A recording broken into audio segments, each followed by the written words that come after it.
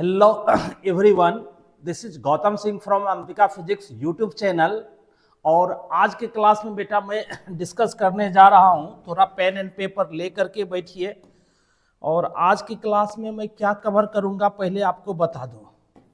चलो बेटा देखो, आज सबसे फर्स्ट डिस्कस करना है ये देखो, vector form of Coulomb's law. Coulomb's law का वेक्टर फॉर्म इंपॉर्टेंट है, कुछ बच्चे को दिक्कत होती है, बट बेटा आप अच्छे से समझना, बिल्कुल इजी लगेगा। आपको पता है ये वेक्टर फॉर्म कूलम्ब्स लॉ ये क्लास 12 फिजिक्स चैप्टर 1 का पार्ट है। चैप्टर 1 क्या है? Electric charges and fields. Electric charges and fields का ही एक पार्ट है कूलम्ब लॉ का। स्केलर फॉर्म प्रीवियस लेक्चर में कंप्लीट हुआ है। जो लोग प्रीवियस लेक्चर नहीं देखे हो, आप पहले जो है ना प्रीवियस लेक्चर को जरूर देखिए। आपको प्लेलिस्ट मिल जाएगा। प्लेलिस्ट में सभी जो है ना लेक्चर को अच्छे से सीक्वेंस में जो है ना रखा गया है, आप उसको जरूर वॉच कीजिए। और ये जो सीरीज है, ये जो वीडियो सीरीज या लेक्चर सीरीज है, इसमें आपका बेटा मैं बोर्ड लेवल से कॉम्पिटिटिव लेवल के थ्योरीज प्लस न्यूमेरिकल्स को बहुत ही सरल तरीके से समझाया हूं, इसलिए आप इसको जरूर वॉच कीजिए। और आपके काम की वीडियो लगे तो वीडियो को लाइक शेयर भी जरूर करें। आप चैनल पर नए हैं तो चैनल को सब्सक्राइब भी करें।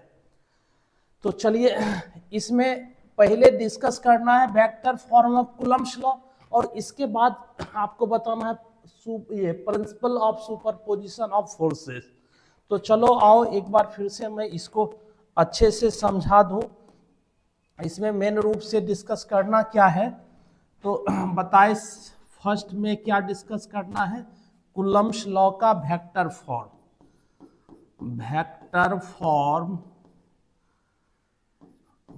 Form of Coulomb's law.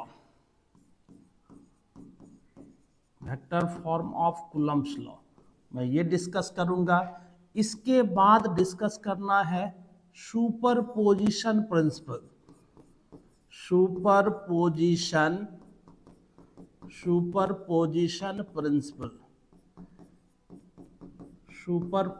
Principal forces का, इलेक्ट्रोस्टैटिक फोर्सेस का सुपरपोजिशन प्रिंसिपल डिस्कस करना है। और इसके बाद देखो बेटा, नेक्स्ट तब इसके बाद इस पर कुछ इसके हम लोग प्रॉपर्टीज को पढ़ेंगे। ये कूलम्ब्स फोर्स होगा,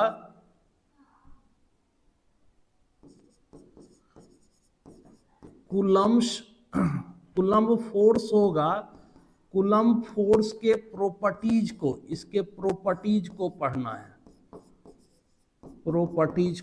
है। और फिर इस प्रॉपर्टीज के बाद आपको मैं समझाऊंगा limitation of Coulomb's law.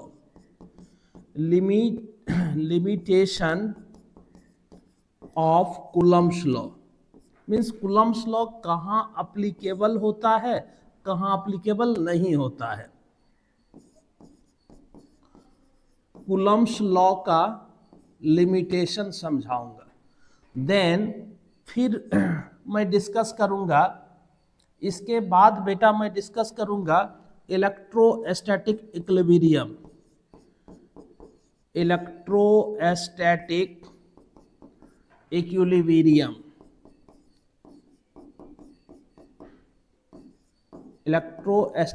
Equilibrium.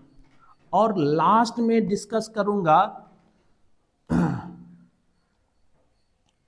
Force on charges in a medium. किसी मीडियम में चार्जेस पर लगने वाले फोर्स को डिस्कस करूंगा। तो इसको बेटा मैं 1 बाय 1 करके आप अच्छे से डिस्कस करूंगा। आप क्या करो ना, पेन एंड पेपर ले करके जरूर बैठिए। आप एकदम से पीसफुल प्लेस पर बैठिए, वीडियो को अच्छे से वॉच कीजिए। आपको करना क्या है, जब भी मैं जो है ना आपको बोलूं, आप वीडियो को पॉज करके नोट्स बनाते जाना। बेटा आप पेन एंड पेपर साथ में लेके बैठो, नोटबुक साथ में लेकर बैठो और इसका नोट्स बनाते जाना। बहुत जबरदस्त जो है ना आपका क्या बनेगा, एक जो है थ्योरी का नोट्स भी तैयार होगा, साथ साथ आप प्रॉब्लम प्रैक्टिस मेरे साथ करते चलना। तो बोलो क्या तैयार हो? एकदम स्टार्ट कर लो। चलिए मैं आ जाता हूं टॉपिक में और सबसे फर्स्ट ये डिस्कस करता हूं Coulomb's law in vector form and its properties. Coulomb's law in vector form and its properties. देखो बेटा, Coulomb's law in vector form क्या होगा, जब भी हम टू चार्जेज को रखेंगे, आपको पता है सपोज ये चार्ज क्या है, Q1 है, ये चार्ज Q1 है और ये चार्ज बेटा क्या है, इसको मैं Q2 बोल दूं। सपोज लाइक चार्जेज है और दोनों के बीच का सेपरेशन अभी मैं R मानो, तो इसके बीच कौन सा फोर्स लगेगा, रिपल्सिव फोर्स लगेगा। और इस रिपल्सिव फोर्स का, इसी फोर्स को तो हम कूलम्बिक फोर्स कहते हैं या इसको इलेक्ट्रोस्टैटिक फोर्स कहते हैं। इसका स्केलर फॉर्म लिखने आता है आपको, क्या लिखते हैं, F = 1/4πε0 Q1 Q2/R²। ये तो आपको आता है, बट आपको क्या पता है बेटा, फोर्स क्या होते हैं, वेक्टर क्वांटिटी। और इसको हम वेक्टर फॉर्म में कैसे लिखेंगे, मींस मैग्नीट्यूड के साथ साथ फोर्सेस का डायरेक्शन हम कैसे डिस्क्राइब करेंगे, इसको सीखना है। तो चलिए आइए इसके लिए हम आपको समझाते हैं।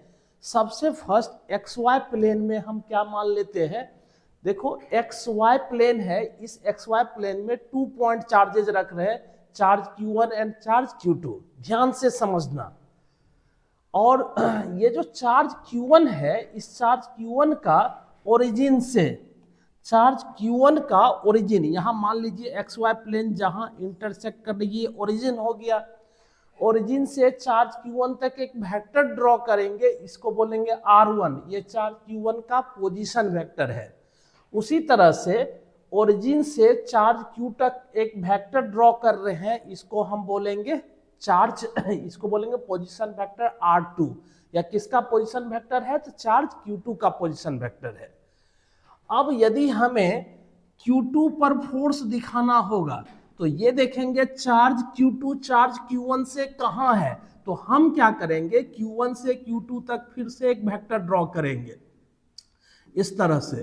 तो सपोज Q1 Q2 के बीच कितना डिस्टेंस है, R डिस्टेंस है, तो इस वेक्टर को क्या बोलेंगे, R21 वेक्टर बोलेंगे। इसको R21 वेक्टर बोलेंगे, means position of Q2 with respect to Q1। ध्यान से समझना, position of Q2 with respect to Q1।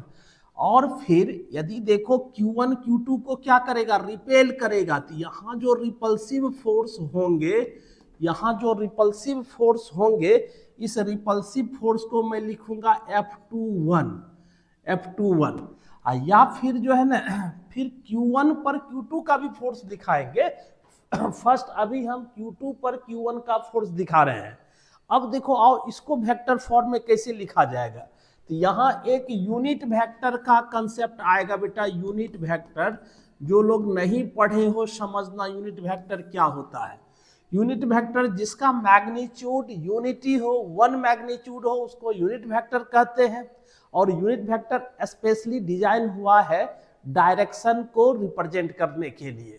तो आइए हम इस फोर्स के डायरेक्शन में ये जो पोजीशन वेक्टर जो है ना डिफाइन किए हैं R2, इसको कहेंगे position vector of Q2 with respect to Q1। इसी के डायरेक्शन में एक यूनिट वेक्टर डिफाइन कर लेते हैं। कैसे यूनिट वेक्टर डिफाइन करेंगे, तो यूनिट वेक्टर के लिए हम कैप यूज करते हैं, हैट। तो ये R21 कैप, ये कैसे डिफाइन होता है कि कहता है किसी भी वेक्टर में यदि उसके मैग्नीट्यूड क्या है, इसकी लेंथ मैग्नीट्यूड है R, इससे डिवाइड कर दो तो ये क्या दे देता है, यूनिट वेक्टर दे देता है। ये क्या है, इसका यूनिट वेक्टर है। अब देखो यहाँ से फोर्स लिखना आसान हो जाता है, तो आइए इसको हम वन बाय वन करके लिख करके दिखाते हैं, या एक बार तुम लिख सकते हो। जैसे देखो इस फोर्स को लिखेंगे तो फोर्स का फार्मूला भी पढ़े हो, क्या होता है 1/4 pi epsilon naught Q1 Q2 upon R square. अब देखो यदि यहाँ लेफ्ट साइड में यहाँ एरो देंगे, ये क्या बन गया वेक्टर, तो इसको भी वेक्टर बनाना पड़ेगा। ये यदि मेरा फोर्स F21 है तो इस फोर्स के डायरेक्शन में देखो यूनिट वेक्टर हम ये डिफाइन किए हैं, ये मेरा यूनिट वेक्टर है R21 कैप। इस यूनिट वेक्टर से इसको मल्टीप्लाई करेंगे, जैसे 1 से मल्टीप्लाई करेंगे तो इसके मैग्नीट्यूड में कोई चेंज नहीं होगा, उसी तरह से यूनिट वेक्टर का मैग्नीट्यूड 1 होता है, इससे मल्टीप्लाई करने पर इसके मैग्नीट्यूड में कोई चेंज नहीं होगा, बट क्या होगा यूनिट वेक्टर इसके डायरेक्शन को बताएगा। तो ये फोर्स अब जो है ना किस फॉर्म में हो गया, वेक्टर फॉर्म में हो गया, यहाँ इसकी डायरेक्शन शो हो रही है। तुम चाहो तो इसको ऐसे भी लिख सकते हो, देखो तो इस यूनिट वेक्टर को यदि मैं इससे रिप्लेस करूंगा तो इसको मैं क्या लिख सकता हूं, इसको ही मैं लिख सकता हूं F21 vector equals 1/4 pi epsilon naught Q1 Q2 divided by R square R21 vector divided by R से R स्क्वायर कट जाएगा, और यहाँ अब क्या हो जाएगा, यहाँ मैं लिख लूंगा RQ। तो चाहो तो यूनिट वेक्टर के फॉर्म में लिखो या इस फॉर्म में लिखो जो है, तो ये कहलाते हैं वेक्टर फॉर्म, ये कहलाते हैं बेटा वेक्टर फॉर्म कहलाते हैं। जबकि यहाँ से यदि वेक्टर ट्रायंगल लॉ को हम देखें तो यहाँ देखो एक वेक्टर ट्रायंगल बन रही है, ये हो गया R1 वेक्टर, ये हो गया R21 वेक्टर, और ये हो गया R2 वेक्टर। मीन्स इस वेक्टर ट्रायंगल में देखें तो R1 वेक्टर प्लस ये R21 वेक्टर इक्वल्स क्या होगा R2 vector. Triangle law vector addition से देखो यहाँ वेक्टर ट्रायंगल दिख रही है, वेक्टर जो है ट्रायंगल जो है लॉ से हम क्या लिख सकते हैं ये, और यहाँ से यदि इसको सिंप्लीफाई कीजिए तो R2 1 हो जाएगा, तो ये क्या बचेगा R1 को इधर ले जाइए तो R2 vector minus R1 vector, तो इस तरह से इसको लिख सकते हैं। मीन्स यदि ये रिलेटिव पोजीशन पता नहीं हो तो हम इस रिलेटिव पोजीशन को इस फार्मूले से कैलकुलेट कर सकते हैं। तो यहाँ जो लिखे हैं इसको तुम चाहो तो इस फॉर्म में भी लिख सकते हो। तो आइए अब आपको हम एक अच्छे से नोट्स तैयार करवाते हैं कि इसके लिए क्या क्या चीजें आपको याद रखनी है। तो पहले समझ लो, फिर मैं फिर आप वीडियो को पॉज करना और इस पूरे पेज का नोट बना लेना जो है। तो चलो मैं पहले आपको समझा दूं। देखो इसमें समझना है R1 क्या है, R1 अभी समझा है, R1 position vector of Q1, position vector of Q1, and R2 क्या है, position vector of Q2, and R21 अभी बताए ना, R21 को क्या लिखेंगे R2 vector minus R1 vector, means position vector of Q2 with respect to Q1। और ये अब यदि हमें लिखना होगा force on charge Q2 due to Q1, तो चार्ज Q2 पर Q1 का फोर्स जैसा भी हम पीछे दिखाए थे उस फोर्स को क्या लिखा जाएगा, तो F21 इसको क्या लिखेंगे 1/4 pi epsilon naught Q1 Q2 by R square into R21 cap. अब देखो बेटा ये जो फोर्स होते हैं दोनों फोर्स, ये दोनों फोर्स मैग्नीट्यूड में इक्वल होगा। यदि Q1 पर फोर्स दिखाना चाहेंगे तो वो फोर्स होगा F12, ये फोर्स मैग्नीट्यूड में इक्वल होता है, और माइनस साइन क्या बताता है डायरेक्शन में अपोजिट होते हैं। और इसी तरह से तुम इस फोर्स को भी लिख सकते हो, पहले इस यूनिट वेक्टर के बारे में लिख लीजिए, direction of F21 is same as unit vector R12 cap if Q1 and Q2 are of same nature, यदि सेम नेचर का हो।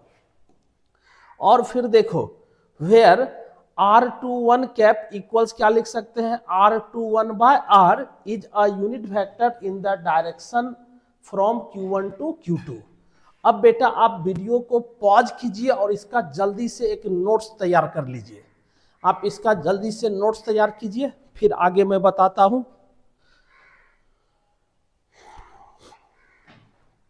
चलो ओके। तो नेक्स्ट अब देखो बेटा, नेक्स्ट क्या है, इसी तरह से सिमिलरली F12 को क्या बोलेंगे, force on charge Q1 due to Q2। और इसको फिर उसी तरह से मैं क्या लिखूंगा, ये हो जाएगा F12 equals 1/4 pi epsilon naught Q1 Q2 by R square. थोड़ा यहाँ मिस्टेक है, इसको आप ठीक सही कर लीजिए, ये 1-2 होगा, जो सफिक्स यहाँ है वही सफिक्स यहाँ लगाइए। जो यदि सिमिलर चार्जेज हैं तो इस तरह से लगाइए, तो इसका करेक्शन कर लेना, ये समझ में आ जाएगा। जो सफिक्स यहाँ है 1-2 वही सफिक्स यहाँ यूनिट वेक्टर में भी लगाना जो है। और फिर नेक्स्ट बढ़े, नेक्स्ट तो यहाँ फिर R12 कैप, देखो फिर यहाँ ये चीज गलत लिखा था, सही कर लेना। Is a unit vector in the direction from Q2 to Q1, ये है। और ये यदि हम तो जानते हैं ये दोनों यूनिट वेक्टर मैग्नीट्यूड में इक्वल है, मैग्नीट्यूड तो दोनों का 1 होगा, बट जो डायरेक्शन दोनों का क्या है, अपोजिट है।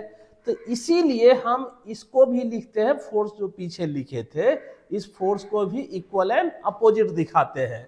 और आपको पता है, आप 11th में पढ़े हो Newton's third law of motion, यदि टू बॉडीज के बीच लगने वाले फोर्सेस मैग्नीट्यूड में इक्वल हो, अपोजिट में डायरेक्शन हो, उसको हम एक्शन रिएक्शन पेयर कहते हैं। तो ये जो फोर्सेस है चार्जेज के बीच, ये भी एक्शन रिएक्शन पेयर है। तो यहां से क्लियर हो जाता है Coulomb's law Newton's third law of motion को ओबे कर रहा है। तो तब हम कह सकते हैं this means that the two charges exerts equal and opposite forces on each other, so Coulomb's force obeys Newton's third law of motion। बेटा आप पहले वीडियो को पॉज कीजिए और इसका एक नोट्स लिख लीजिए। आपको ठीक क्या करना है, तो यहाँ इसको कर लेना 2-1, इसको 2-1 जल्दी से इसका जो एक आप नोट्स नोट कीजिए। 1 मिनट।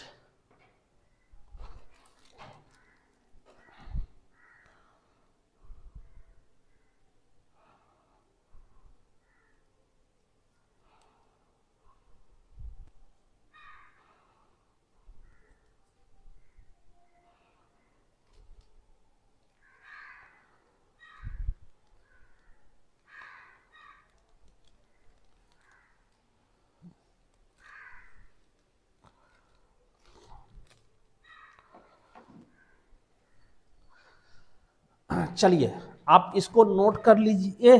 तो हम लोग बढ़े आगे, और अब इसके बाद हम लोग कूलम्ब फोर्स का कुछ प्रॉपर्टीज है। कूलम्ब फोर्स यदि 2 पॉइंट चार्जेज के लिए होता है तो इसके लिए क्या क्या चीजें आपको याद रखनी है, एक बार कूलम्ब फोर्स के रिगार्डिंग ये नोट कर लीजिए। In case of pair of charges, यदि पेयर ऑफ चार्जेज होगा तो उसके बीच जो कूलम्बिक फोर्स लगते हैं, उसके लिए याद रखना है ये जो फोर्सेस होते हैं दे एग्जर्ट, ये चार्जेज होंगे, चार्जेज क्या होगा, they exert same amount of force on each other. Means यदि दो चार्ज है, एक चार्ज Q1 है, दूसरा चार्ज Q2 है, कहता है कि Q1 चार्ज यदि लाइक चार्जेज है तो रिपल्सन होगा। तो Q1 Q2 पर जो फोर्स लगाएगी F21, और Q2 Q1 पर जो फोर्स लगाएगी F12, ये दोनों फोर्स का मैग्नीट्यूड सेम होगा। मीन्स F12 इक्वल्स होगा किसके, F21 के, ये सेम अमाउंट का फोर्स लगाएगी। यदि ये अपोजिट नेचर में भी हो, प्लस Q1 और इधर हम दिखा ले माइनस Q2, तो इसके बीच भी जो फोर्स लगेगी F12 एंड F21, ये फोर्स मैग्नीट्यूड में क्या हो जाएंगे, इक्वल होंगे, सेम अमाउंट का फोर्स लगाएगी जो है ये। और फिर क्या याद रखना है, electrostatic force act in opposite direction. अभी आपको बताए बेटा ये फोर्स क्या होते हैं, ये फोर्स यदि टू चार्जेज के बीच हम फोर्स दिखाएंगे, ये चार्ज Q1 ये चार्ज Q2, तो हमेशा ये फोर्स अपोजिट डायरेक्शन में होगा। लाइक चार्जेज हैं तो ये फोर्स यदि राइट वार्ड है ये, तो ये फोर्स क्या हो जाएगा बेटा, ये हो जाएगा लेफ्ट वार्ड, ये फोर्स हो जाएगा लेफ्ट वार्ड फोर्स हो जाएगा। जो ये फोर्सेस ऑलवेज क्या होते हैं, अपोजिट डायरेक्शन में होते हैं। और फिर आपको क्या याद रखना इसमें, electrostatic force always act along the line joining the two charges. Means यहां से बेटा याद रखो, हम यदि ये पॉइंट चार्ज दिखा रहे हैं Q1 और ये पॉइंट चार्ज दिखा रहे हैं Q2, तो जो इलेक्ट्रोस्टैटिक फोर्सेस होते हैं दोनों को ज्वाइन करने वाली लाइन के अलोंग ही एक्ट होती है।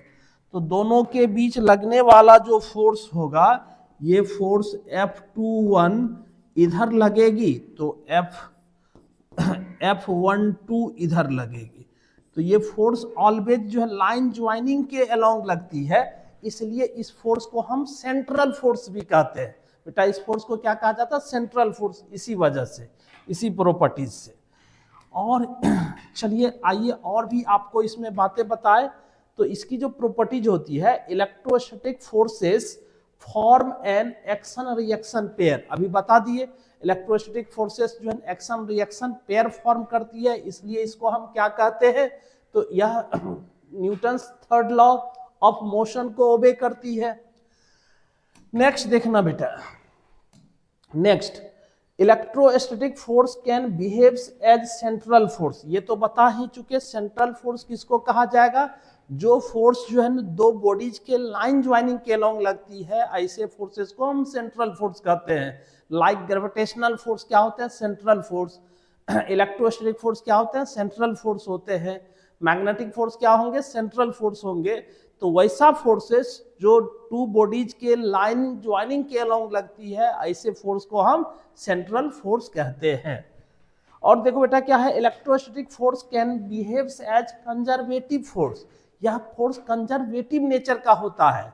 अब कंजर्वेटिव फोर्स किसको कहा जाएगा, जिस फोर्स का वर्क डन, मान लो यहां से यहां एक जो है इनिशियल पॉइंट ए दिखा लें, ये फाइनल पॉइंट बी दिखाएं, किसी फोर्स के द्वारा किसी पार्टिकल्स को यहां से यहां तक ले जाने में वर्क डन कितना होता है, W1, लेकिन उसी पार्टिकल्स को इस पाथ से ले जाने में वर्क डन क्या होता है, W2।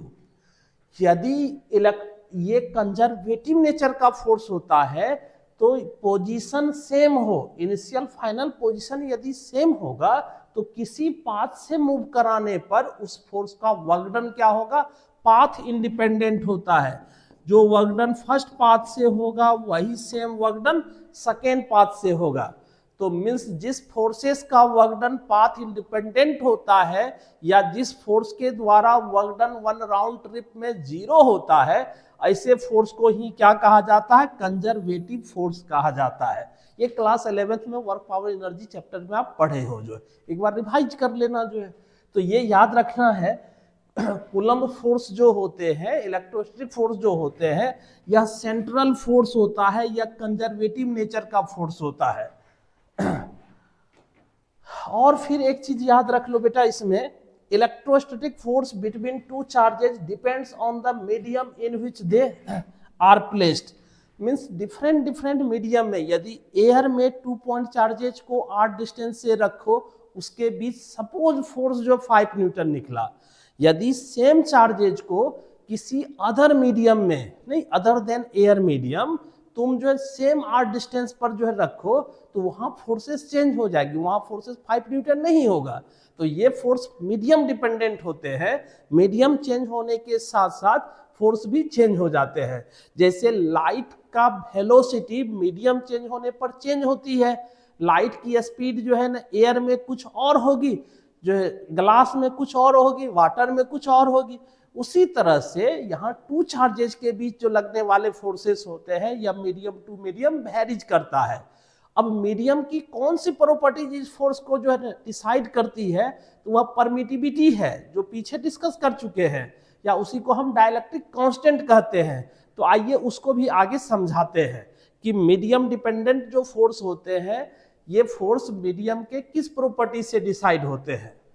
तो बेटा पहले आप वीडियो को पॉज कीजिए और इस प्रॉपर्टीज को आप नोट कर लीजिए। जल्दी से वीडियो को पॉज कीजिए और इस फोर्स के इस प्रॉपर्टीज को आप नोट कीजिए जो। ओके चलिए देखो, अब इसमें सबसे फर्स्ट एक क्वेश्चन आपको बताना है। यदि आपको समझ में आया या समझ में नहीं आया तो अभी जस्ट एक टेस्ट हो जाएगा, तुम बताना। क्वेश्चन स्क्रीन पर दिख रहा है, इस क्वेश्चन को पढ़िए। Coulomb's force is true only for dash charges. किस चार्ज के लिए ट्रू है? ए ऑप्शन है मूविंग चार्ज, बी ऑप्शन है स्टैटिक चार्ज, सी ऑप्शन है both A and B, and D option है नन ऑफ दी। जल्दी से क्विकली एकदम से बताइए कौन सा ऑप्शन करेक्ट है, कौन सा ऑप्शन करेक्ट है। बस 30 सेकेंड आपको दूंगा जो है, जल्दी से फटाक से बताओ।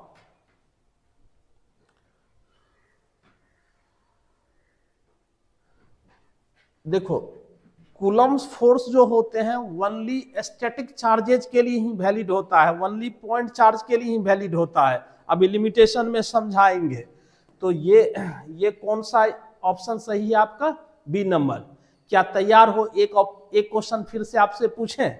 चलिए एक क्वेश्चन फिर से, इस क्वेश्चन का बेटा फिर तुम सोच करके जवाब देना। बस आसान सा क्वेश्चन है, ऑब्जेक्टिव टाइप का क्वेश्चन है। ये क्वेश्चन स्क्रीन पर आपको दिखाई दे रहा है, जल्दी से फटाफट क्वेश्चन पढ़िए समझिए, फिर मैं ऑप्शन दे रहा हूं। द फोर्स ऑफ अट्रैक्शन और repulsion between two stationary point charges is dash to the product of their charges and inversely proportional to the square of the distance between them। बस statement पर question है। First में inversely proportional to, second में है equal, सी में, third में directly proportional, and D में है इज ग्रेटर देन। जल्दी से क्विकली आप जो है चैट करो, देखो तो कौन सा ऑप्शन इसका करेक्ट है, इसका कौन सा ऑप्शन करेक्ट है, जल्दी बताइए।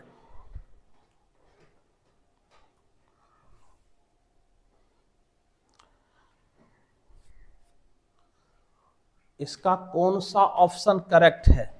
बिल्कुल ये होता है क्या, प्रोडक्ट के डायरेक्टली प्रोपोर्शनल, और ऑप्शन सी सही है।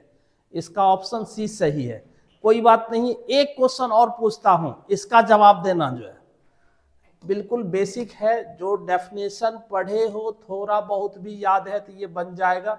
फिर से क्वेश्चन बेटा स्क्रीन पर है, क्वेश्चन पढ़िए समझिए। The condition that should satisfy for Coulomb's law is, कौन सा कंडीशन Coulomb's law को सेटिस्फाई करता है? ए बी सी डी, ये ऑप्शन रहा। जल्दी से पढ़िए और जवाब दीजिए, जल्दी से पढ़िए जवाब दीजिए। The condition that should satisfy the Coulomb's law is, it is only true for static charges। It acts along the line joining the two charges considered to be point charges। It is true for moving charges। अब इसमें both है ए and B. जल्दी से बोलो बेटा, Coulomb's law जो है किस कंडीशन को ओबे करता है? बिल्कुल सही, ये हो जाएगा डी। सॉरी, एक minute. The condition that should satisfy for Coulomb's law is, ये ऑप्शन बेटा ये रॉन्ग है, ये नहीं होगा। इसका ट्रू हो जाएगा ये D number. It is only true for static charges, and B में होगा ये। तो ये इसका सही ऑप्शन क्या होगा? डी, ये नहीं होगा। ये सही ऑप्शन इसका डी होगा। आई होप कि आपको ये समझ में आ रहा है। इसी तरह से बेटा आपको मैं थ्योरी समझाते जाऊंगा और उस पर क्वेश्चन भी पूछते जाऊंगा। अभी आपका न्यूमेरिकल क्वेश्चन भी प्रैक्टिस करवाऊंगा। तो चलिए आइए आगे बढ़ते हैं, आगे बढ़ते हैं। और ये यदि आपको समझ में आया है तो अब सबसे फर्स्ट हम लिमिटेशन बता देते हैं कि कूलम्स लॉ क्या बताया। अभी केवल स्टैटिक चार्जेस के लिए वैलिड होता है। जो चार्ज रेस्ट में हो केवल वही कूलम्स लॉ अप्लाई कर सकते हैं। या फिर जो है ना आपको क्या बताए, यह पॉइंट लाइक चार्जेस के लिए भी वैलिड होते हैं। तो आइए इसके जो लिमिटेशन है इसको वन बाय वन करके हम करवाते हैं। इस पर भी तुम नोट्स एक तैयार कर लेना जो है।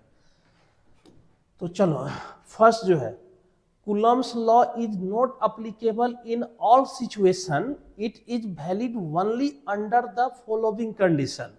Coulomb's law कोई यूनिवर्सल लॉ नहीं है। जैसे जो ग्रेविटेशन का जो लॉ था वह एक यूनिवर्सल लॉ है, but Coulomb's law universal law नहीं है। Coulomb's लॉ सभी जगह अप्लीकेबल नहीं होता है, सारे सिचुएशन में अप्लीकेबल नहीं होता है। अब ये कुछ सिचुएशन में अप्लीकेबल होता है। कहाँ कहाँ ये अप्लाई हो सकते हैं, तो इसमें फर्स्ट याद रखना, the electric charges must be at rest. Charge यदि रेस्ट में होगा तो वही Coulomb's लॉ अप्लाई होगा। नेक्स्ट जो है याद रखना, the electric charges must be point charges, that is extension of charges must be much smaller than the separation between the charges. Means ये जो कुलम्बिक जो है ना, ये Coulomb's लॉ होते हैं, यह ओनली जो है ना पॉइंट लाइक चार्जेज के लिए ही वैलिड होता है। यदि बड़ा चार्ज भी है, एक्सटेंडेड चार्ज भी है, तो उस चार्ज को हम पॉइंट चार्ज कंसीडर करेंगे यदि चार्जेज के बीच का डिस्टेंस क्या हो जाए, उस साइज के रिस्पेक्ट में बहुत लार्ज हो। मीन्स जो है चार्जेज ये डिस्टेंस के रिस्पेक्ट में चार्ज पार्टिकल्स का या बॉडी की साइज यदि नेग्लिजिबल होती है, तो वैसे चार्ज को हम पॉइंट चार्ज मानेंगे और वहां हम Coulomb's लॉ अप्लाई करेंगे। याद रखिए ये जो है किस चार्ज के लिए वैलिड है, जो रेस्ट में होगा, और किस चार्ज के लिए वैलिड है, पॉइंट चार्ज के लिए जो है ये चीज। और थर्ड में बेटा ये भी याद रखिए, the separation between the charges must be greater than the nuclear size. Nuclear size क्या होता है, न्यूक्लियस का साइज होता है 10⁻⁻15 मीटर। क्योंकि इससे कम डिस्टेंस पर वहां Coulomb's लॉ एप्लीकेबल नहीं होता है, वहां फिर न्यूक्लियर फोर्सेस लगने लगते हैं जो है। तो इसलिए कुलम्बिक फोर्स क्या होते हैं, न्यूक्लियर साइज होती है वो distance 10⁻⁻15 metre means fermi metre, उससे जो है ना अधिक डिस्टेंस के लिए ही वैलिड होगा, उससे कम डिस्टेंस पर यह वैलिड नहीं होता है। तो ये कुछ लिमिटेशन है, आप इस लिमिटेशन को नोट कर लीजिए, वीडियो को पॉज कीजिए और इसका पहले एक नोट्स बना लीजिए, तब आगे फिर आप देखिएगा।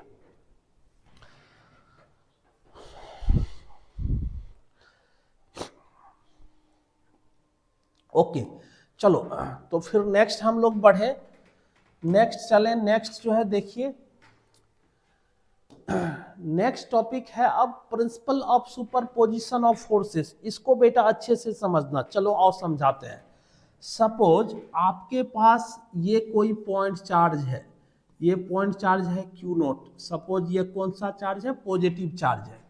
इसके नियर बाय यदि मैं यहाँ एक चार्ज दिखा लेता हूँ +Q1, तो ये चार्ज इस चार्ज को क्या करेगा, रिपेल करेगा। तो इसका जो फोर्स होगा, इस फोर्स को हम लिख लेते हैं F1, और इसका जो पोजीशन होगा सपोज ये R1 है।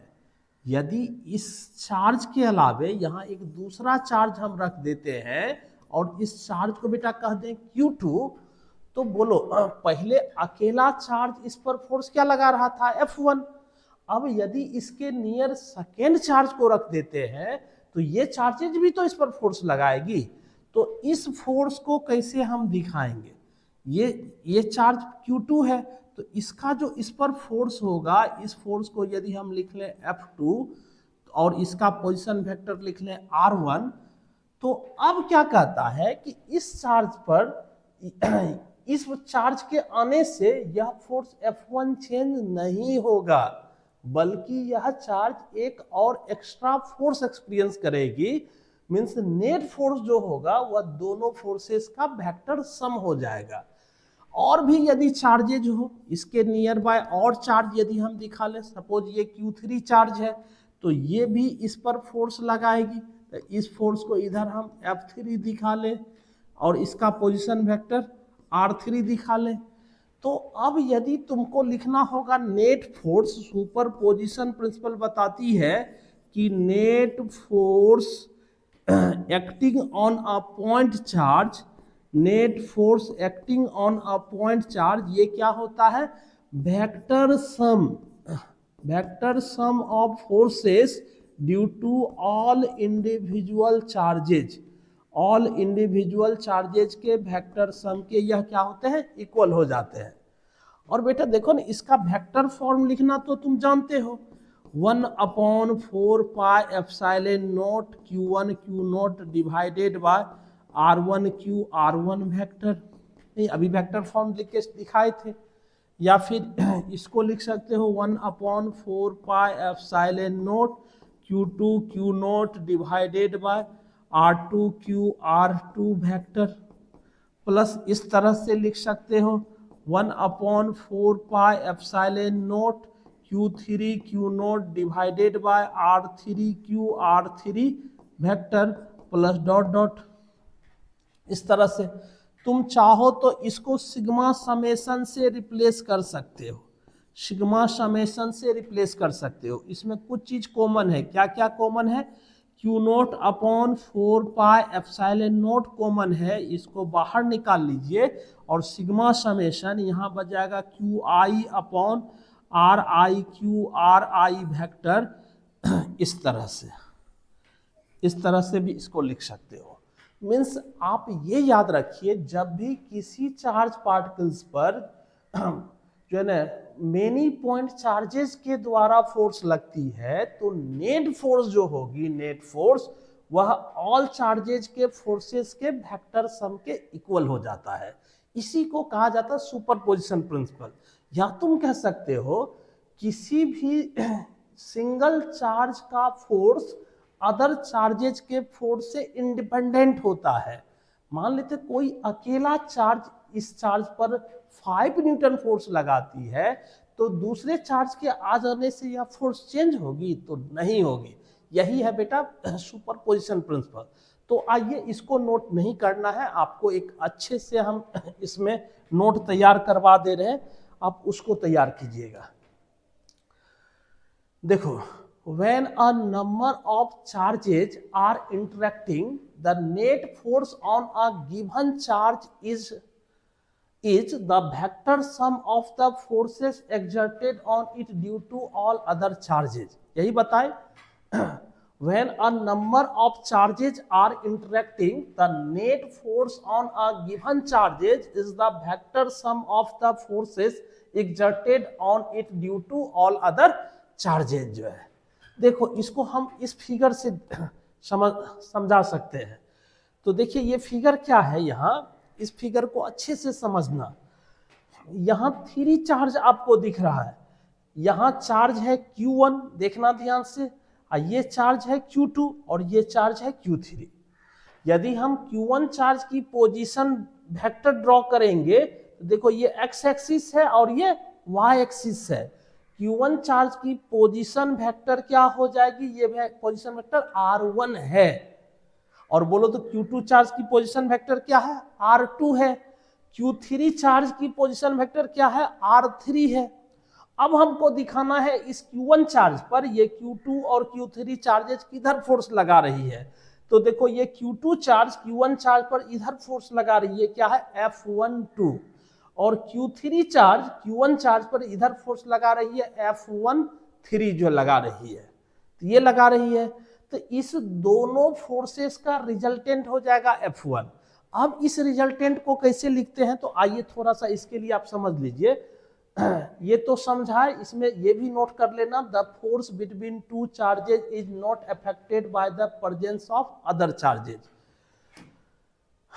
अब देखो, as shown in the figure, जैसा फिगर दिखाया गया है, consider n point charges Q1 Q2 Q3 dot dot Qn placed in vacuum at point whose position vectors with respect to origin O are R1 vector, R2 vector, R3 vector dot dot Rn vector respectively। यहाँ तो 3 ही दिखाए हैं, इसमें समझना है n charge है, नहीं ये Q1 Q2 Q3 Q4 dot dot, यदि n चार्जेज होगा तो वो दिखाने के लिए हम 3 चार्ज दिखाए हैं। अब देखो, according to the principle of superposition the net force on charge Q1 is given by, यहाँ Q1 चार्ज पर जो नेट फोर्स होगा, तो जितने अभी दो चार्ज दिख रहा है, इस 2 चार्जेज का फोर्स दिख रहा है। यदि इसमें n चार्जेज रहेगा, ये Q3 Q4, तो सबके सब फोर्स लगाते। तो यहाँ क्या हम तब लिखते, जो F1 पर फोर्स होगा वह सभी चार्जेज के फोर्स का वेक्टर सम होगा। सेकेंड चार्ज फोर्स लगाएगा F12, थर्ड चार्ज फोर्स लगाएगा F13 dot dot and nth charge force लगाएगा Fn3। इस तरह से लिखते। और फिर वेयर ये हो गया F12, F13 dot dot F1n are the forces exerted on the charge Q1 by the individual charges Q2, Q3 dot dot Qn respectively जो है। तो बेटा आप इसको एक बार जो वीडियो को पॉज कीजिए और इसको नोट्स बनाइए और आगे इसको मैं क्लियर करता हूं। जल्दी से मैं रुकता हूं, वीडियो पॉज कीजिए और इसका एक नोट्स बना लीजिए पहले।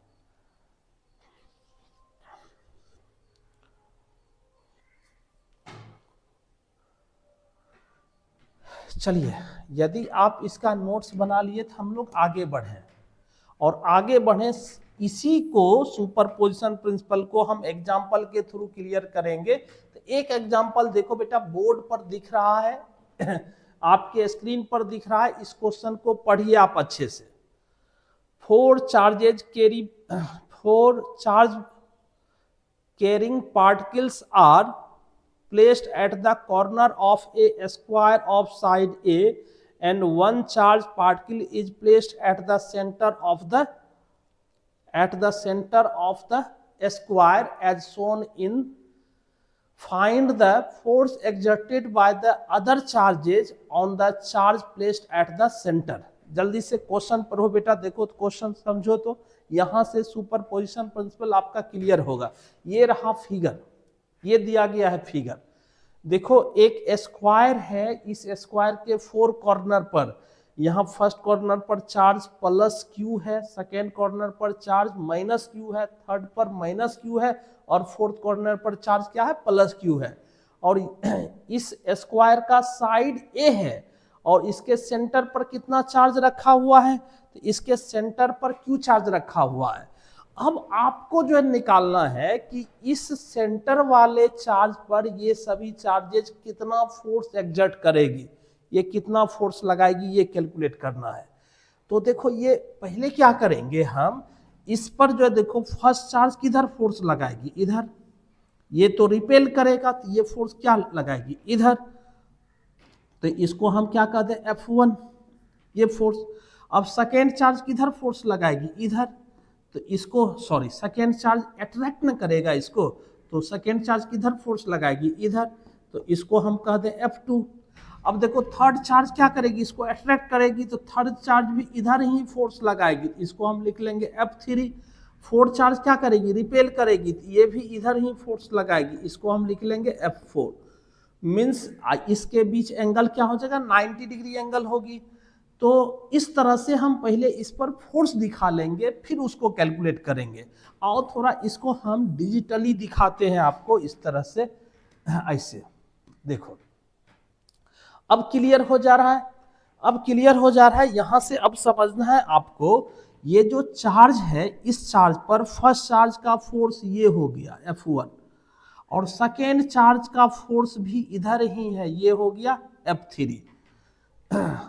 सेकेंड चार्ज का फोर्स यहाँ है इधर, ये F2 हो गया। ये सेकेंड चार्ज है, इसको अट्रैक्ट करेगा, इधर फोर्स है। अब थर्ड चार्ज का फोर्स इस पर जो है इधर ही हो जाएगा। अब फोर्थ चार्ज पॉजिटिव है, ये पॉजिटिव है, तो ये रिपेल करेगा, तो इसका भी फोर्स इस डायरेक्शन में होगा। तो इस पर जो है ना इधर लग रहा है F2 F4 और इधर लग रहा है F1 F3। तो जो नेट फोर्स होगा वह इस दोनों के बीच से पास होगा। तो देखो हम नेट फोर्स यहाँ कैसे दिखा सकते हैं, नेट फोर्स बेटा। तो नेट फोर्स हम दिखाएंगे तो इस दोनों पेयर का वेक्टर सम होगा। नेट फोर्स क्या होगा, इस दोनों पेयर का वेक्टर सम होगा। तो उसको दिखाना है। बट ये देखो चार्जेज क्या है, सेंटर के अबाउट चार्जेस सिमेट्रिकल है मींस इक्वल डिस्टेंस पर सिचुएटेड है। मींस यदि हम F1 F2 F3 F4 each का मैग्नीट्यूड निकालेंगे तो ये मैग्नीट्यूड क्या होगा, सेम होगा। यह मैग्नीट्यूड बेटा क्या हो जाएगा, सेम हो जाएगा। और इस फोर्स F को कैलकुलेट करेंगे। जैसे आपको पता है दो चार्जेज के बीच लगने वाले फोर्स को हम कैसे कैलकुलेट करते हैं, इसके बीच डिस्टेंस, देखो तो ईच ये क्या हो जाएगा, डायगोनल हो जाएगा √2a और डायगोनल का हाफ हो जाएगा, तो ये हो जाएगा क्या, √2a/2। ये और भी इसको लिखिएगा तो a/√2 आ जाएगा ये।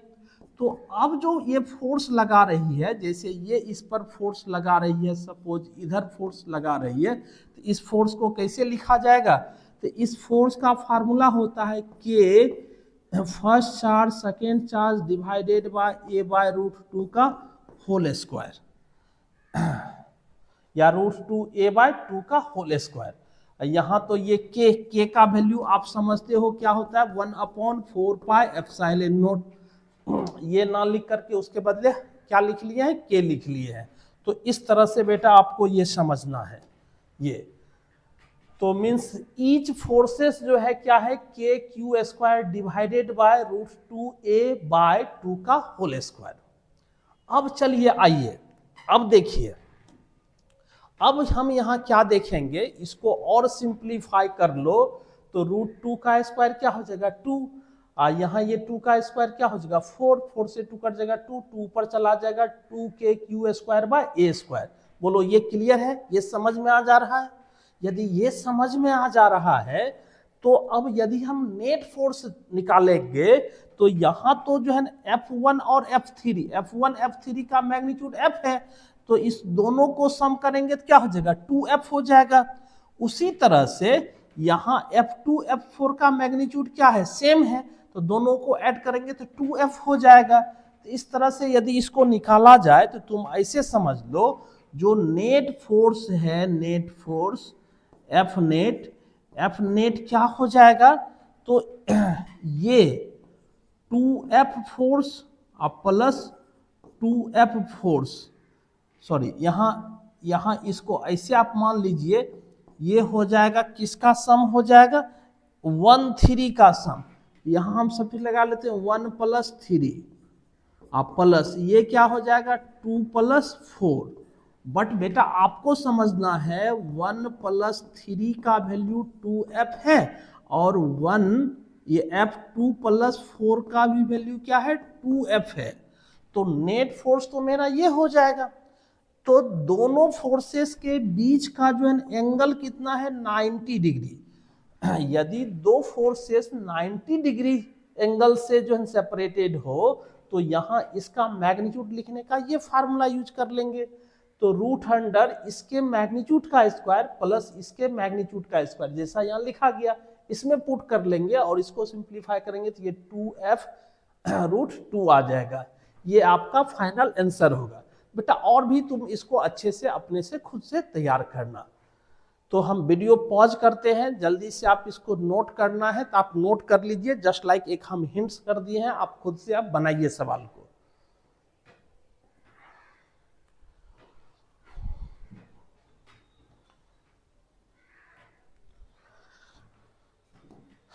यदि ये आपको समझ में आ गया तो फिर फाइनल आप इसको सॉल्व करके लिख सकते हो। F का वैल्यू यहाँ से पुट कर लेंगे, F का वैल्यू पुट कर लो यहाँ, ये F का वैल्यू, और सिंप्लीफाई कीजिए, आंसर ये हो जाएगा आपका। जल्दी से आप नोट कर लीजिए इसको। चलिए एक क्वेश्चन फिर से बेटा, ये नेक्स्ट क्वेश्चन है, क्वेश्चन बोर्ड पर दिख रहा है, आप क्वेश्चन अच्छे से पढ़िए फिर इसका जवाब दीजिए। क्वेश्चन अच्छे से पढ़िए फिर इसका आप जवाब दीजिए। Consider a situation where 12 charges are placed in a circle as shown in the figure. Calculate the net force on a 1 coulomb charge placed at the center of this circle. ये रहा बेटा, एक सर्कल है, circle पर यहाँ 12 charges रखा गया इस तरह से। देखो first charge, second, third, fourth, fifth, इस तरह से जो है ना, first charge 1 coulomb, second charge 2 coulomb, third charge 3 coulomb and so on. 12 charge जो है 12 कूलम का है। सेंटर पर चार्ज 1 कूलम का रखा गया है और इसका रेडियस कितना है a है। तब सेंटर वाले चार्ज पर नेट फोर्स कितना लगेगा इसको निकालना है। जल्दी से बेटा एक बार क्वेश्चन पढ़ो अच्छे से और समझो, क्वेश्चन पढ़ो और समझो कैसे इसको बनाया जाएगा। यहाँ देखो बेटा, यहाँ यदि समझा जाए तो सबसे पहले फर्स्ट चार्ज देखिए, फर्स्ट प्लस है, ये प्लस है, ये इसको रिपेल करेगा इधर। सपोज ये फोर्स लगा रहा F, ये 2 कूलम चार्ज है तो ये भी इसको रिपेल करेगा, लेकिन इसके जस्ट अपोजिट देखो यहाँ 7 कूलम चार्ज है, ये भी इसको रिपेल करेगा। ये 1 कूलम यदि F लगा रहा है तो 7 कूलम क्या लगाएगा, 7F लगाएगा।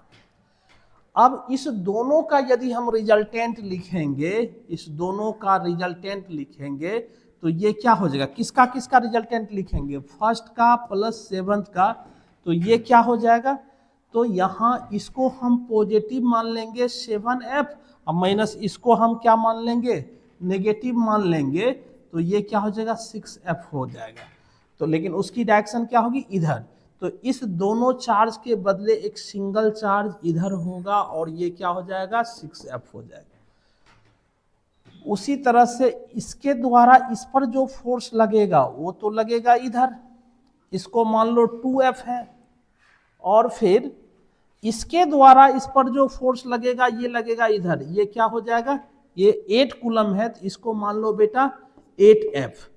अब देखो फिर से दोनों अपोजिट डायरेक्शन में है, दोनों का रिजल्टेंट निकालिएगा 8F माइनस 2F, और फिर से यह क्या मिल जाएगा 6F। तो यहाँ फाइनल इस डायरेक्शन में कितना फोर्स मिल जाएगा, 6F मिल जाएगा। मीन्स ईच पेयर का कितना मिलते चला जाएगा, 6F जो है आपका मिलते चला जाएगा। तो यहाँ से देखो इसी को हम अच्छे से अब जो दिखा देते हैं, आप इस फिगर से समझिएगा। देखो बेटा ये क्या हो जा रहा है, इस दोनों का जो रिजल्टेंट है, ये फर्स्ट और ये इसका दोनों का रिजल्टेंट वह सेम होगा, 6F दिखाए थे, इसका भी रिजल्टेंट सेम होगा, इसका भी रिजल्टेंट क्या होगा, सेम होगा। फिर ये भी पेयर है, उसका रिजल्टेंट इधर आ जाएगा, फिर ये जो पेयर होगा इसका रिजल्टेंट इधर आ जाएगा, और ये जो पेयर है इसका रिजल्टेंट जो है क्या होगा, ये प्लस है, ये भी प्लस है, तो ये नीचे आ जाएगा, तो इसका रिजल्टेंट नीचे आ जाएगा। मीन्स इसमें 12 है तो 6 पेयर होगा, 6 पेयर का रिजल्टेंट कुछ इस तरह से दिखा लेंगे। तो ये हो गया 1 2 3 4 5 6, और इसको इक्वली देखो तो एंगुलर पोजीशन हम क्या हो जाएगा, एंगुलर पोजीशन ये 6 है तो इसको आप इक्वली डिवाइड कर लो, 30 डिग्री 30 डिग्री 30 डिग्री 30 डिग्री करके आएगा। अब देखो बेटा यदि हम क्या करना चाहें, इधर x एक्सिस कंसीडर कर लिए हैं और इधर y एक्सिस कंसीडर कर लिए हैं, तो x एक्सिस पर एक सिंगल फोर्स है और इसके साथ सिमेट्रिकल 2 फोर्स ऊपर और 2 फोर्स नीचे, और ये थर्ड फोर्स हो गया। तो यहाँ क्या देखा जाएगा, ये फोर्स F तो जो x एक्सिस पर है ही, इस F का यदि x कंपोनेंट लिखेंगे तो 2F cos 30 डिग्री हो जाएगा। फिर हम जो है इस F का यदि कंपोनेंट लिखेंगे तो यह 30 30 क्या हो जाएगा 60, तो इसका 60 डिग्री हो जाएगा जो है। एक मिनट इसको अभी रहने दीजिए, ठीक है, ये हो जाएगा। इस तरह से इधर जो है इस दोनों फोर्सेस का जो है सम, और इसका भी लेंगे तो इधर सम हो जाएगा। देखो ये F cos 30 ये F cos 30 कितना हो जाएगा 2F cos 30 डिग्री होगा, यहाँ से F cos 60 डिग्री और ये F cos 60 डिग्री क्या हो जाएगा 2F cos 60 डिग्री हो जाएगा जो है। और इस तरह से ये फोर्स तो कितना है, ये F है, बाकी Y कंपोनेंट एक दूसरे से कैंसिल हो जाएंगे, ओनली X कंपोनेंट बचेगा। Y component equal and opposite होने के कारण बेटा वो क्या हो जाएगा कैंसिल हो जाएगा, ओनली क्या बचेगा X कंपोनेंट बचेगा। अब बट ये तो यहाँ बचा हुआ रह जाएगा। तो अब जो नेट फोर्स हम कैलकुलेट करेंगे, इस सब को ऐड कर लो, इस सब को ऐड कर लो तो क्या हो जाएगा, ये हो गया F प्लस cos 30 डिग्री √3/2 होता है, तो ये हो जाएगा √3F, और cos 60 डिग्री क्या होता है, ये जो हो जाएगा क्या F हो जाएगा। तो ये बन जाएगा क्या 2 प्लस √3 इंटू F। तो x डायरेक्शन में इतना फोर्स मिलेगा, y डायरेक्शन क्या मिलेगा F, और इसमें ईच का यदि मैग्नीट्यूड निकालो F, ईच F का वैल्यू कितना आ जाएगा, तो देखो डिस्टेंस कितना है ए, चार्जेज क्या है क्यू चार्जेज है, डिस्टेंस ये है एफ, तो इसका यदि आप मैग्नीट्यूड निकालिएगा तो ये मैग्नीट्यूड क्या निकल जाएगा 6k/a²। ये k का वैल्यू क्या है बेटा, k का वैल्यू याद रखना, k इक्वल्स क्या है तो 1/4πε0 है ये, क्योंकि इस जो है आपका जो बचेगा 6 कूलम ने, 6 कूलम तो ये हो जाएगा और उसको 1 से मल्टीप्लाई कर देंगे। यहाँ Q1 क्या है तो Q1 आपका 1 कूलम है और Q2 कितना हो जाएगा 6 कूलम, इस दोनों को मल्टीप्लाई करेंगे 6 और डिस्टेंस क्या है a² हो जाएगा, तो मीन्स F का वैल्यू इतना आएगा जो है। यदि F का वैल्यू ये आएगा तब अब इसका क्या करना है, एक फोर्स इधर एक फोर्स इधर, दो परपेंडिकुलर फोर्सेस होगा, तो इसका जब रिजल्टेंट लिखिएगा तो हम इधर वाले फोर्सेस को कितना सम किए हैं 2 + √3 Fi और इधर वाले फोर्सेस को -Fj कर लेंगे, तो ये फाइनल रिजल्ट होगा। तुम चाहो तो यहाँ से इसका मैग्नीट्यूड भी निकाल सकते हो। तो इस तरह से हम फोर्सेस का एडिशन करते हैं। तो चलिए, यदि आपको समझ में आए तो वीडियो को पॉज कीजिए और इसका एक नोट्स बना लीजिए जो है। चलो इस पर एक नेक्स्ट क्वेश्चन फिर से लेते हैं, इस क्वेश्चन को देखें, इस क्वेश्चन को पढ़िए आप अच्छे से। 10 charges are placed 1 metre apart as shown, find the force exerted on the charge placed at the origin by the other charges. देखो ये चार्ज है, ये एक्स एक्सिस है, यहाँ ओरिजिन पर 1 कूलम चार्ज है, 1 मीटर पर 1 कूलम, 2 मीटर पर 8 कूलम, 3 मीटर पर 27 कूलम और इस तरह से 10 मीटर पर क्या है 1000 कूलम चार्ज है। तो अब ये सभी चार्जेज मिलकर के इस ओरिजिन वाले चार्ज पर नेट कितना फोर्स लगाएगी ये आपको कैलकुलेट करना है। यहाँ भी सुपरपोजिशन होगा फोर्सेस का, यहाँ फोर्सेस का आपको सुपरपोजिशन करना होगा। तो ये सुपरपोजिशन हम करेंगे तो पहले थोड़ा सा इसको इजी कर लो। 1 कूलम को हम 1 का पावर q कूलम लिख सकते हैं, 8 कूलम को 2 का पावर q लिख सकते हो, 2 का पावर q 8 हो जाएगा। देखो 27 को 3 का क्यूब कर लो एंड सो ऑन, इसी तरह से 1000 को हम 10 का पावर क्यूब लिख लेंगे जो, तुम इस तरह से इसको लिख सकते हो जो। अब देखो ये सभी चार्जेज इस पर फोर्स लगाएगी लेकिन सेम डायरेक्शन में होगा, तो यहां यदि हम रिजल्टेंट लिखना चाहेंगे तो देखो फर्स्ट चार्ज का फोर्स, देखो फर्स्ट चार्ज का जो फोर्स हो जाएगा फर्स्ट चार्ज का, ये फर्स्ट चार्ज का फोर्स इस पर कैसे दिखाएंगे, तो फर्स्ट चार्ज का फोर्स इस पर दिखाएंगे तो ये रिपल्सिव फोर्स होगा। ये फोर्स क्या हो जाएगा k, ये फर्स्ट चार्ज है ये 1 कूलम और इस पर क्या है q, तो ये q1 q2 हो गया, q1 मेरा 1 कूलम हो गया, q2 क्या हो गया 1q और डिवाइडेड बाय डिस्टेंस कितना 1 मीटर, इससे जो है स्क्वायर करेंगे। फिर इस चार्जेज का जो इस पर फोर्स होगा k का वैल्यू जो है क्या है, k का वैल्यू है 1/4πε0, ये k का वैल्यू ये है, यहाँ ये मानना, तो ये थोड़ा लंबा हो जाएगा इसलिए हम k ही लिख रहे हैं। तो इस तरह से आप इसमें नोट करते जाइए। फिर थर्ड चार्जेज का फोर्स ये लिखेंगे एंड 10th चार्ज का फोर्स ये लिखेंगे। अब देखो इसको यदि सिंप्लीफाई करें, इसको सिंप्लीफाई करें तो k तो ईच टर्म में कॉमन हो जाएगा। अब यहाँ से 1 तो कैंसिल हो गया, यहाँ केवल 1 बचेगा, यहाँ 2 स्क्वायर से 2q कैंसिल हो जाएगा 2 बचेगा, 3 स्क्वायर से 3q कैंसिल हो जाएगा 3 एंड सो ऑन, ये कितना बचेगा 10। और यहाँ अर्थमेटिक्स जो है ना समेशन से इसका सम कीजिए तो इसका सम करने पर कितना आ जाएगा, इसी का सम कर लीजिए तो ये कितना आ जाएगा ये 55 आ जाएगा। और यहाँ k का वैल्यू तो आप जानते हो, k का वैल्यू क्या होगा 55 kN न्यूटन हो जाएगा। तो इस तरह से तुम इस क्वेश्चन को सॉल्व कर सकते हो जो। चलो इस पर एक एग्जांपल फिर से हम लोग देखें, एक एग्जांपल फिर से करते हैं। ये एग्जांपल फिर से स्क्रीन पर है, आप एग्जांपल पढ़िए समझिए उसके बाद जवाब दीजिए जो। देखो, if point charges Q1 is fixed and a point charge Q2 is released at distance R1 from Q1 as shown, then find the velocity of Q2 when it reaches a distance R2। इसको simplify करना है। तो देखो, एक charge fix किया गया है, कहाँ, ये Q1 चार्ज को फिक्स रखा गया है, और जो सेकेंड चार्ज है Q2, इसको जो है R1 डिस्टेंस पर ला करके छोड़ेंगे, R1 डिस्टेंस पर ला के छोड़ेंगे। यदि यह मूव करने के लिए फ्री हो, यदि ये चार्ज Q2 मूव करने के लिए फ्री हो, तो ये क्या करेगा, इसको रिपेल करेगा। रिपेल करेगा तो ये मूव करने लगेगा इस डायरेक्शन में।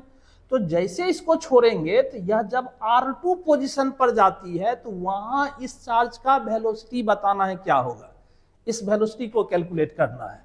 तो आओ देखो इसको कैसे कैलकुलेट कर सकते हैं।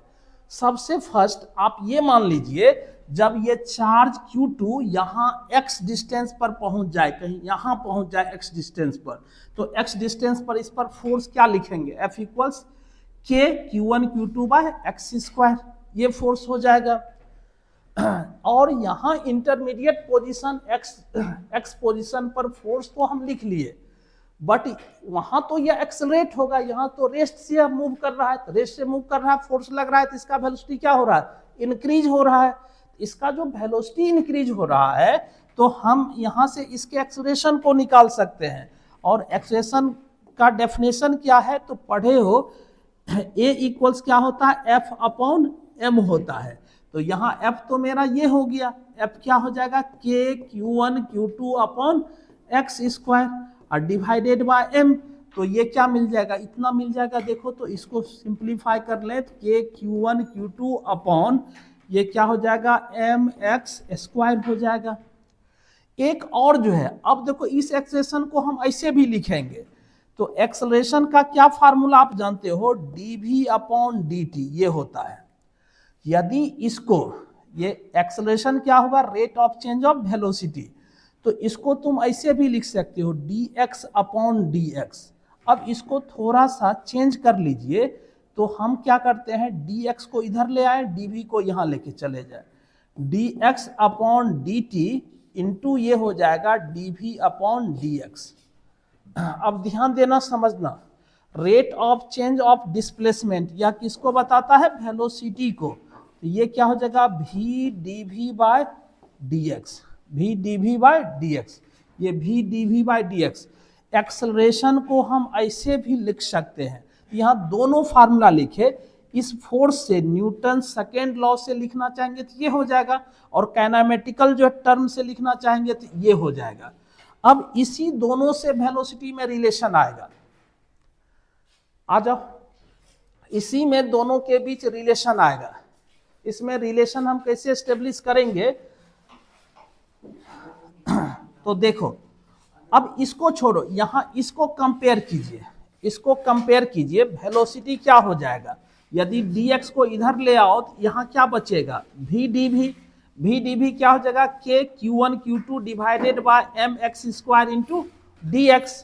और फिर इसको सिंप्लीफाई करते हैं। अब इसके दोनों साइड हम इंटीग्रेट कर लेंगे। ये तो अब वेलोसिटी और जो है डिस्टेंस में पोजीशन आ गया, इसको यदि इंटीग्रेट करेंगे, जब पोजीशन R1 था तो R1 पोजीशन पर वेलोसिटी क्या था, जीरो से स्टार्ट कर रही है। जब ये चार्ज पार्टिकल्स R2 पोजीशन पर चली जाएगी, तो R2 पोजीशन पर तो वेलोसिटी क्या हो जाएगा, v। यहाँ इस राइट साइड में x वेरिएबल है और लेफ्ट साइड में v वेरिएबल है, तो हम क्या किए, जो रेस्ट टर्म को इंटीग्रेशन से बाहर रखे हैं, तो इसको इंटीग्रेट करेंगे तो वेलोसिटी मिल जाएगा।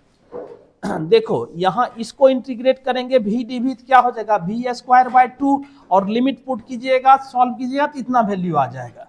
उसी तरह से dx बाय एक्स स्क्वायर का इंटीग्रेशन हो जाएगा -1 बाय x, और लिमिट पुट कीजिएगा तो ये वैल्यू आ जाएगा। और फाइनली जब इस यहाँ v का वैल्यू निकालिएगा तो ये निकल जाएगा। इस तरह से जो है आप वेलोसिटी निकाल सकते हो। तो आज की क्लास रहने दीजिए, इसमें फिर हम बताएंगे चार्ज पार्टिकल्स पर फोर्स किसी मीडियम में कैसे लिखते हैं, और उस पर प्रॉब्लम जो है डिस्कस करेंगे। Okay, bye.